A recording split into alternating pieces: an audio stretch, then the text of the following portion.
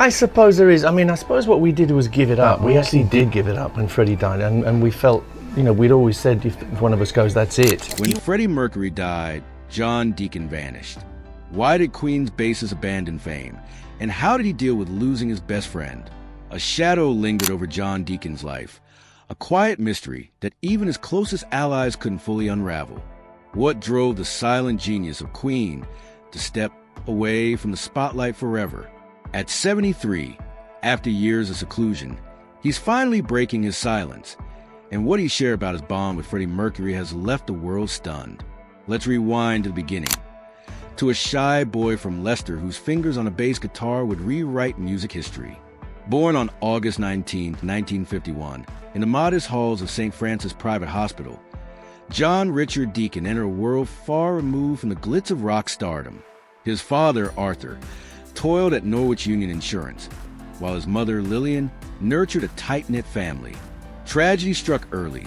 His older brother, Robert, passed away at just 6, a loss that shaped John's quiet demeanor. Later, his younger sister, Julie, brought light to the family's new home in Oadby. Nicknamed Deeks by friends, young John was more than reserved.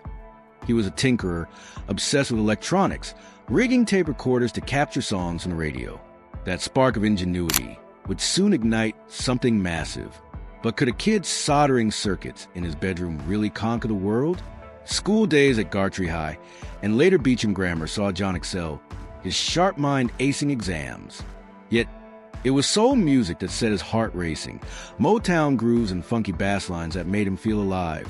At 14, he joined the Opposition, a school band where he first strummed a rhythm guitar bought with borrowed cash. When their bassist faltered, John stepped in, his fingers finding a home on the strings. That choice changed everything. By 1969, after years of gigs and name changes, he left the band behind, trading small stages for a new chapter at Chelsea College in London, studying electrical engineering. Did he think his music days were done? London, though, had other plans. In September 1969, John caught Deep Purple at the Royal Albert Hall, their orchestral roar reigniting his passion. Music wasn't just a hobby, it was a calling. By 1970, a fledgling band named Queen was hunting for a bassist. Freddie Mercury, Brian May, and Roger Taylor were already a force, but they needed someone to ground them. John saw them play that October, unimpressed at first, yet something stirred.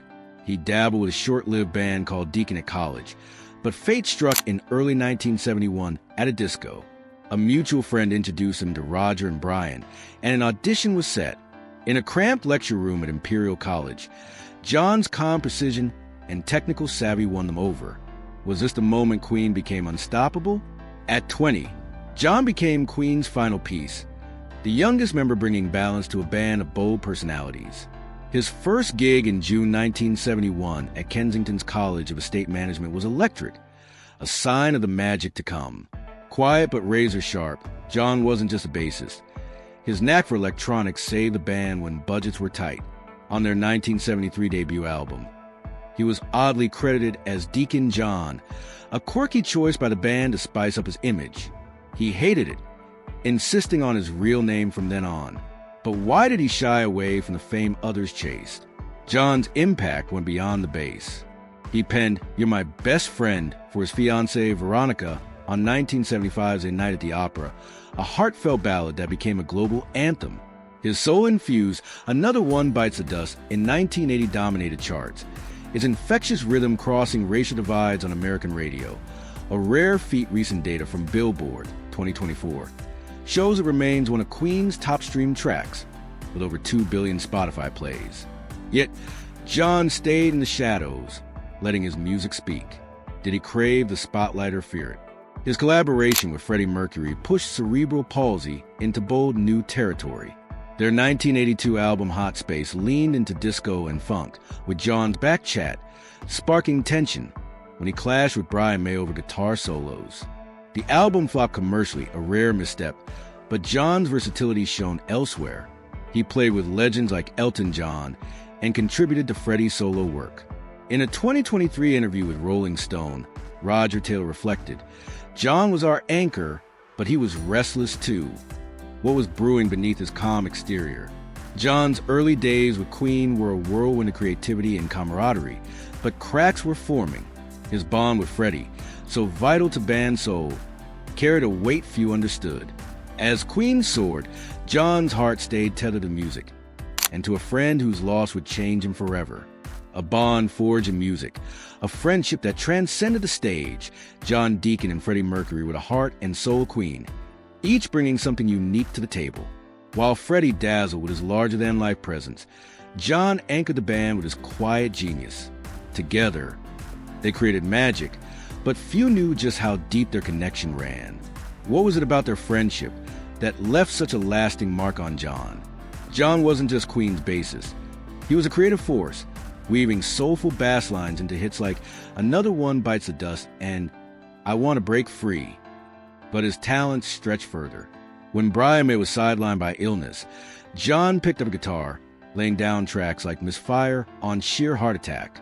His technical wizardry shone through in the DC amp, a homemade device crafted from scavenged parts in 1972, which Brian used to sculpt Queen's signature guitar orchestras. John even tickled the ivories, composing the tender You're My Best Friend for his wife, Veronica, a ballad that, according to Billboard 2024, has racked up over 500 million Spotify streams. Yet, John stayed out of the spotlight, letting his music do the talking. Could one man's quiet brilliance really shape a band so bold? Unlike his bandmates, John never sang lead, though he lent soft backing vocals during live shows. His bass of choice, a Fender Precision, was his constant companion, its look evolving with Queen's journey. He drew inspiration from soul giants like Stevie Wonder and funk pioneers like Chic, infusing their rhythms into Queen's sound. A 1975 Melody Maker review called him the least well-known but most able of his rock generation, a nod to his understated power. But to understand John's heart, we need to look at the man who lit up Queen's stage, Freddie Mercury. Freddie, born Farrokh Bulsara, was a supernova. His 4-octave voice and fearless stage presence made every performance a spectacle. When he joined Brian May and Roger Taylor in 1970, Queen's spark ignited. John's arrival in 1971 completed the lineup, and Freddie's vision, blending opera, rock, and raw emotion, pushed him to greatness. Songs like Bohemian Rhapsody and Don't Stop Me Now became anthems, with Freddie's charisma binding the band's diverse talents. Off stage, he was warm, generous, and fiercely private, keeping his personal struggles out of the public eye. But what happened when that light began to fade? In November 1991, the world was rocked by devastating news.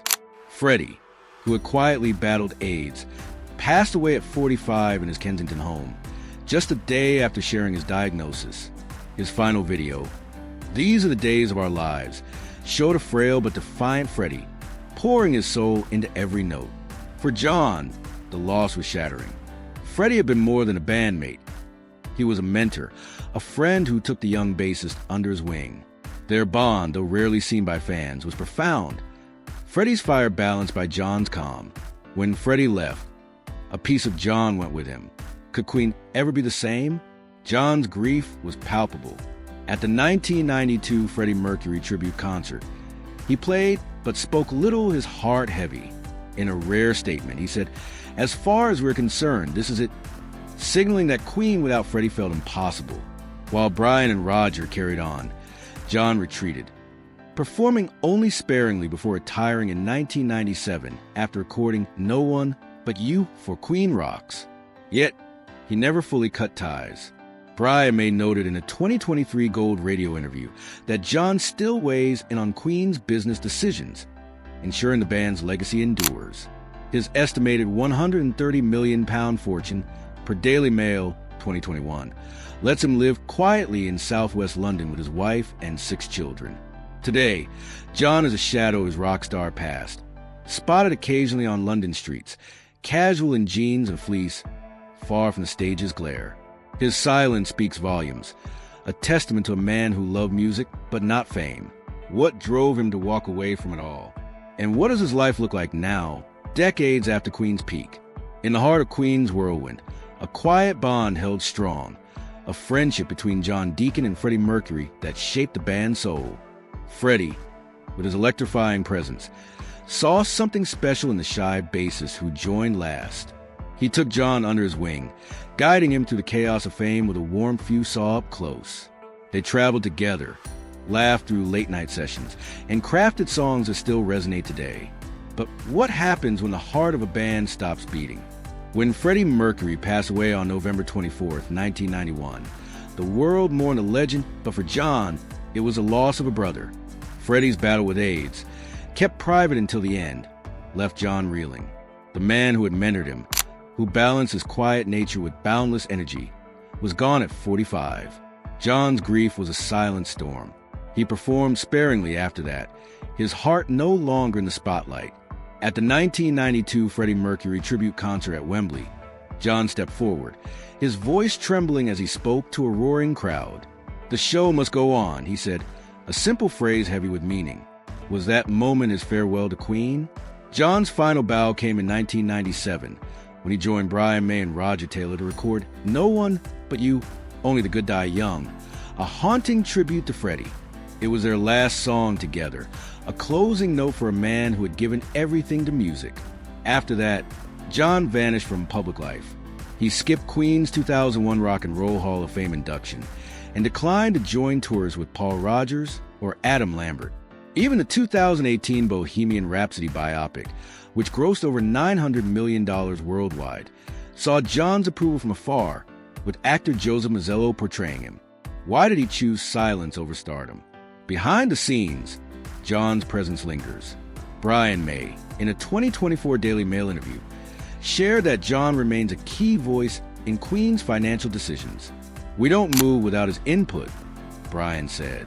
John Deacon is still John Deacon. With a net worth estimated at $180 million in 2023 by Celebrity Net Worth, likely higher in 2025 due to Queen's enduring royalties, John's business savvy keeps the band's legacy thriving. He lives in the same Southwest London home he bought with his first Queen paycheck, a symbol of his grounded nature. But what does his life look like now, away from the stage? John's days are spent in quiet contentment, far from the rock world's glare. Married to Veronica Tetzlaff since 1975, he's a devoted father to 6 children, finding joy in family over fame. Friends say he's at peace, perhaps tinker with electronics, a passion for his youth, or listening to the soul music that once inspired him. In 2013, a Brazilian damselfly species, Heteragrion jondiaconi, was named in his honor, a nod to his contributions alongside tributes to his bandmates. It's a quiet accolade for a man who never sought the spotlight. Does his silence speak louder than his music? John's wealth affords him a life of comfort, though he keeps it private. With an estimated $180 million, he likely owns luxury assets, perhaps a classic car like a Jaguar or a fine watch collection, though no specifics are public. Forbes 2023 notes Queen's catalog generates millions annually, with John holding a quarter share in Queen Productions Limited. His business ventures include managing these royalties, ensuring financial stability for his family. He's collaborated with brands indirectly through Queen's licensing deals, like the Bohemian Rhapsody film. Insurance policies, likely covering health and assets, protect his wealth, a lesson in planning from a man who studied electronics before music. His financial wisdom, investing early and staying involved, offers a blueprint. Prioritize long-term security over fleeting fame. John's journey from a Leicester boy to a rock icon, and now a reclusive family man, is a study in contrasts. Once, he stood beside Freddie, crafting hits like You're My Best Friend that still stream over 500 million times on Spotify. Now, he walks London streets unnoticed, a choice driven by love and loss. Brian May, in a 2023 Gold radio interview, called him fragile but steadfast, respecting his need for solitude. Did John make the right choice by stepping away? For him, the answer lies in the laughter of his children, the love of his wife, and the memories of a friend who changed his life. As Queen's music lives on, so does John's legacy, a quiet testament to the power of walking away. What's your take on John's choice to leave the spotlight? John Deacon's journey from the heart of Queen to a life of quiet reflection is a powerful reminder that sometimes the greatest stories are those told in silence. his friendship with Freddie Mercury, his contributions to some of the most iconic songs in rock history, and his choice to step away from the limelight all paint a picture of a man who lived on his own terms. As we wrap up this exploration of John's life, we'd love to hear your thoughts. Do you think he made the right choice? Share your opinions in the comments below. And don't forget to like this video and subscribe for more fascinating stories from the world of music and beyond. Up next, we'll dive into the life of another legendary artist who also chose to disappear from the public eye. Stay tuned and remember, the music may fade, but the legacy lives on.